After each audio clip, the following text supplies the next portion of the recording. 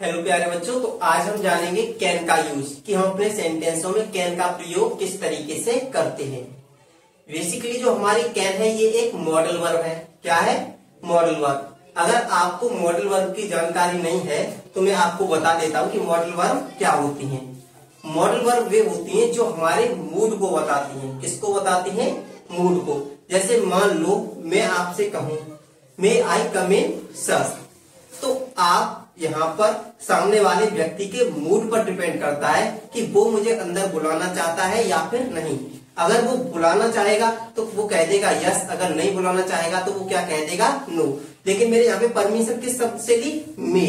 तो मे क्या है? एक हमारी मॉडल वर्ब है। मे के बारे में हम आपको बाद में बताएंगे। उससे पहले हम जानेंगे कैन के बारे में। किसके बारे में? कैन के बारे में, कि कैन का प्रयोग हम किस तरीके से करते हैं अपने सेंटेंसों में। और जो हमारी कैन है ये भी एक मॉडल वर्ब है। तो हम सबसे पहले इम्पोर्टेंट चीजों के बारे में बात करेंगे। तो हम अपना सबसे पहले ये जान लेते हैं कि कैन का प्रयोग हम करते किस किस के लिए हैं। तो मैं आपके यहाँ पे नोट करके लिख देता हूं। कैन का प्रयोग किया जाता है पावर बताने के लिए। पावर माने होती है शक्ति, यानी कि ताकत बताने के लिए। जब कोई व्यक्ति अपने अंदर की ताकत को बताता है तो हम उसके लिए यूज करते हैं कैन का। अगला यूज है हमारा एबिलिटी। एबिलिटी माने होती है योग्यता। क्या होती है? योग्यता, कि आपके अंदर क्या योग्यता है। तो जब आप योग्यता के बारे में बताते हो तो वो भी बताओगे आप कैन के द्वारा। अगला है हमारा कैपेसिटी। कैपेसिटी माने होती है क्षमता, कि आपके अंदर कितनी क्षमता है। तो जब आप अपने अंदर की क्षमता को बताओगे तो वो भी आप कैन के द्वारा ही बताओगे। और कैन की जो हिंदी में अर्थ होता है वो होता है सकता है। सकता है। अब मैं आपके सामने कुछ एग्जाम्पल दूंगा जिसके माध्यम से आप इसे और भी बेहतर तरीके से समझ पाओगे। ये तीन हमारे मेन रूल होते हैं कैन के, कि कैन के द्वारा हम पावर, एबिलिटी और कैपेसिटी को बताते हैं, यानी कि क्षमता को बताते हैं। इसके अलावा भी और भी यूज हैं जो हम आपको इस वीडियो में बताएंगे। उससे पहले आप इन तीनों को समझ लीजिए।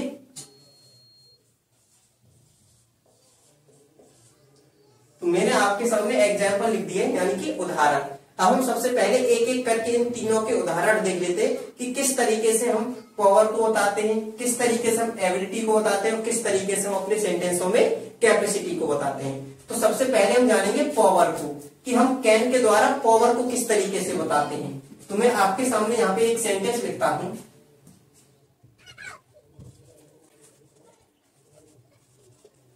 मैंने आपके सामने पहला सेंटेंस लिखा, he can left the box. He can left the box, यानी कि वो, ही माने वो है, कैन माने सकता है, लेफ्ट माने उठा, द बॉक्स माने बॉक्स को। वह बॉक्स को उठा सकता है, यानी कि उसके अंदर बॉक्स को उठाने की शक्ति है, ताकत है। तो मैंने आपको क्या बताया कि कैन के द्वारा हम क्या बताते हैं? पावर को बताते हैं, शक्ति के बारे में, शक्ति को बताते हैं कि हम अपने अंदर ताकत कितनी है। तो मैंने यहाँ पे लिखा आपके सामने सेंटेंस कि he can lift the box. वह बॉक्स को उठा सकता है, यानी कि उसके अंदर बॉक्स को उठाने की ताकत है।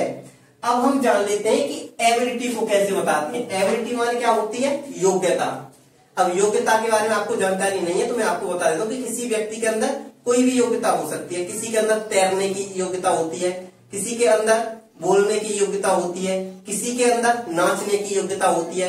तो आप इनको किस तरीके से बताओगे वो मैं आपको एग्जाम्पल के माध्यम से बता देता हूं। तो मैंने आपके सामने एग्जाम्पल लिखा, you can speak English. You can speak English, कि तुम इंग्लिश बोल सकते हो। तुम इंग्लिश बोल सकते हो, यानी कि तुम्हारे अंदर इंग्लिश बोलने की योग्यता है। योग्यता मतलब एबिलिटी। तो जब कोई व्यक्ति अपनी एबिलिटी के बारे में बात करे तो वो यूज करता है कैन का। किसका? कैन का। तो उस व्यक्ति के अंदर इंग्लिश बोलने की क्या है? एबिलिटी है। क्या है? एबिलिटी है। एक और एग्जाम्पल देख लीजिए। मैंने आपके सामने अगला सेंटेंस लिखा, he can drive the car. वह कार चला सकता है, यानी कि उसके अंदर कार चलाने की योग्यता है, वो कार चलाना जानता है। तो मैंने यहाँ पे आपके सामने सेंटेंस लिख दिया, he can drive the car. तो यहाँ पर हम कैन के द्वारा क्या बता रहे हैं, योग्यता को बता रहे हैं, एबिलिटी को बता रहे हैं। उम्मीद करता हूं आपको अब समझ में आ ही गया होगा कि कैन का प्रयोग किस तरीके से हम एबिलिटी बताने के लिए करते हैं। अगला यूज है हमारा कैपेसिटी बताने के लिए। किसके लिए, कैपेसिटी बताने के लिए, कि हम कैन के द्वारा कैपेसिटी को किस तरीके से बताते हैं, यानी क्षमता को किस तरीके से बताते हैं। तो मैं आपके सामने यहाँ पे एक सेंटेंस लिख देता हूं। तो मैंने आपके सामने ये सेंटेंस लिखा, सी कैन क्लाइंब द माउंटेन, कि वह पहाड़ चढ़ सकता है, यानी कि उसके अंदर पहाड़ को चढ़ने की क्षमता है। यानी मान लो किसी व्यक्ति के अंदर पहाड़ पे चढ़ने की क्षमता नहीं होती, लेकिन हम यहाँ पे कह रहे हैं सी कैन क्लाइंब द माउंटेन, वह पहाड़ चढ़ सकती है, यानी कि उसके अंदर पहाड़ को चढ़ने की क्षमता है, उसके अंदर पहाड़ को चढ़ने की क्षमता है।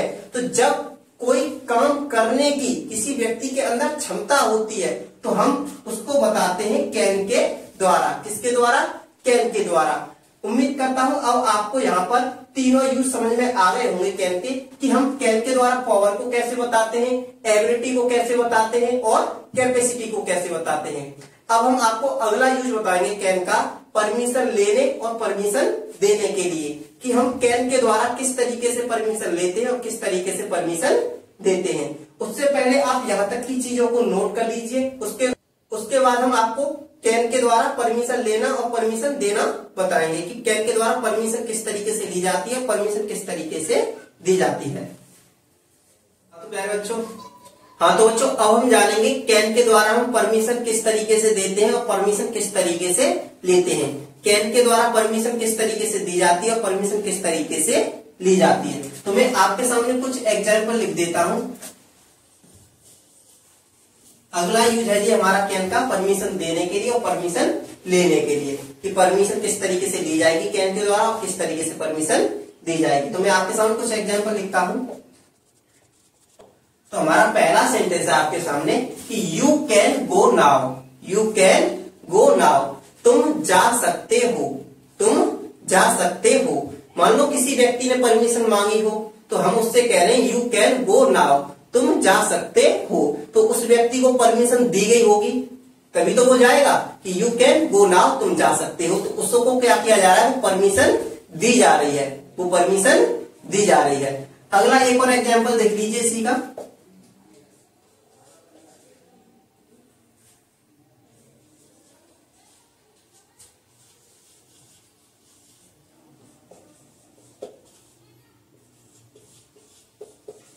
अगला एग्जाम्पल मैंने आपके सामने लिखा, you can read this book, तुम इस किताब को पढ़ सकते हो, तुम इस किताब को पढ़ सकते हो। जैसे अब यहाँ पे क्या किया जा रहा है कि कोई व्यक्ति है, अब उसके सामने कोई किताब रखी है तो वो व्यक्ति कह रहा है you can read this book, तुम इस किताब को पढ़ सकते हो। यानी कि उस व्यक्ति ने उस दूसरे व्यक्ति को उस किताब को पढ़ने की क्या दे दी, परमिशन दे दी। तो यहाँ पे दोनों सेंटेंसों में क्या किया जा रहा है, कैन के द्वारा परमिशन देने का काम किया जा रहा है। क्या किया जा रहा है, कैन के द्वारा परमिशन देने का काम। अब मैं आपको ये बता देता हूं कि कैन के द्वारा परमिशन ली कैसे जाती है, कैन के द्वारा परमिशन ली कैसे जाती है। तो एग्जाम्पल मैं आपके सामने लिख देता हूं। तो मैंने आपके सामने एक सेंटेंस लिखा, can I see your diary, क्या मैं आपकी डायरी को देख सकता हूं, क्या मैं आपकी डायरी को देख सकता हूं। तो यहाँ पे इंटरोगेटिव चिन्ह और लगेगा क्योंकि ये हमारा इंटरोगेटिव सेंटेंस है कि can I see your diary, क्या मैं आपकी डायरी को देख सकता हूं। तो यहाँ पे क्या मांगी जा रही है, परमिशन मांगी तो जा रही है। मान लो किसी व्यक्ति की कोई डायरी है वो रखी हुई है, अब वो व्यक्ति पूछ रहा है can I see your diary, क्या मैं तुम्हारी डायरी को देख सकता हूं। तो वो वहां पे क्या कर रहा है, उस सामने वाले व्यक्ति से परमिशन मांगी तो रहा है डायरी को देखने की, कि क्या मैं आपकी डायरी देख सकता हूं। तो यहाँ पर परमिशन मांगी जा रही है, यानी कि कैन का यूज किसके लिए किया जा रहा है, परमिशन लेने के लिए। और इन दोनों सेंटेंसों में क्या किया था, कैन के द्वारा परमिशन दी गई थी। तो जब आप कैन के द्वारा परमिशन लेते हो तो वो इंटरोगेटिव सेंटेंसों के द्वारा लेते हो। एक और सेंटेंस देख लीजिए।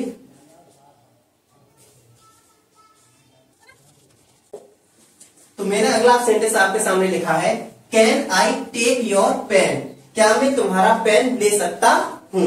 मान लो आप गए बैंक में, अब आपके पास पेन नहीं है और सामने वाले व्यक्ति के पास पेन है, तो आप उससे इंग्लिश में किस तरीके से मांगोगे, आप कहोगे can I take your pen, क्या मैं तुम्हारा पेन ले सकता हूँ, क्या मैं तुम्हारा पेन ले सकता हूँ। तो यहाँ पर आप कैन के द्वारा क्या कर रहे हो, परमिशन मांग रहे हो। तो जब आप किसी से परमिशन लेते हो किसी चीज की, तो आप वहां पर कैन के द्वारा परमिशन लोगे और कैन के द्वारा परमिशन दे भी जाते हैं। ये हमने आपको ऊपर वाले सेंटेंस में बताया था कि यू कैन गो नाउ, तुम जा सकते हो, you can read this book, तुम इस किताब को पढ़ सकते हो। तो इन दोनों सेंटेंसों में क्या किया था, कैन के द्वारा परमिशन दी गई थी। लेकिन इन नीचे वाले सेंटेंसों में दोनों में क्या हुआ है, कैन के द्वारा परमिशन मांगी गई है। तो अब उम्मीद करता हूं अब आपको समझ में आ गया होगा कि कैन के द्वारा किस तरीके से हम परमिशन को लेते हैं और किस तरीके से परमिशन को देते हैं। जब आप कैन के द्वारा परमिशन को लोगे तो वो हमारा सेंटेंस होगा इंटेरोगेटिव, ये बात आपको याद रखनी है। अब हम अपना कैन का अगला यूज बताएंगे सैद्धांतिक संभावना के लिए, कि कोई भी संभावना है किसी काम को होने की, तो वो किस तरीके से हम कैन के द्वारा बताते हैं। जैसे मैं कहूं वर्षा हो सकती है, तो यहाँ पर हम क्या बता रहे हैं, पॉसिबिलिटी को बता रहे हैं, संभावना को बता रहे हैं कि वर्षा हो सकती है। तो हम पॉसिबिलिटी को किस तरीके से बताते हैं कैन के द्वारा, ये हम जानेंगे अभी इसी वीडियो में। तो उससे पहले आप यहाँ तक की चीजों को नोट कर लें, उसके बाद हम आपको कैन के द्वारा पॉसिबिलिटी को बताएंगे कि पॉसिबिलिटी को किस तरीके से बताते हैं। हाँ तो प्यारे बच्चों, ये हमारा कैन का आखिरी यूज है कि कैन के द्वारा हम पॉसिबिलिटी को किस तरीके से बताते हैं, यानी कि संभावना को हम कैन के द्वारा किस तरीके से बताते हैं। अब संभावना कितनी होनी चाहिए, 100 में से 10% संभावना हो किसी काम को होने की, कितनी परसेंट, 10%। तो हम यूज करते हैं किसका, कैन का। जैसे विदाउट रीजन आप किसी काम को होने की बात कर रहे हो, तो वहां पर आप यूज करते हो कैन का। मैं आपको इसे एक एग्जाम्पल के माध्यम से और ही बेहतर तरीके से समझा देता हूं।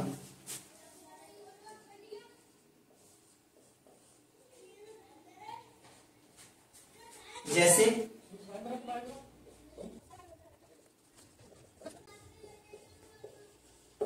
तो मैंने आपके सामने एक सेंटेंस लिखा, anyone can top the class, कि कोई भी क्लास टॉप कर सकता है, कोई भी क्लास टॉप कर सकता है, कोई भी उत्तरी अच्छे नंबर से यानी उसमें फर्स्ट आ सकता है क्लास में। तो ये क्या है, एक पॉसिबिलिटी है भाई, पता नहीं कौन आएगा, 10% तो चांस है कि कोई ना कोई तो आएगा क्लास में टॉप, लेकिन कौन आएगा इसकी हमें कोई भी संभावना नहीं है, कोई भी जानकारी नहीं है। तो जब हमें किसी भी चीज की कोई भी जानकारी ही ना हो कि कौन करेगा टॉप, ये तो पता नहीं, यानी कोई ना कोई तो करेगा ही ना, तो 10% चांस है कि कोई व्यक्ति करेगा तो सही, लेकिन कौन करेगा इसके बारे में हमें जानकारी नहीं है, लेकिन कोई ना कोई तो टॉप जरूर करेगा क्लास में। एक और एग्जाम्पल देता हूं मैं आपको।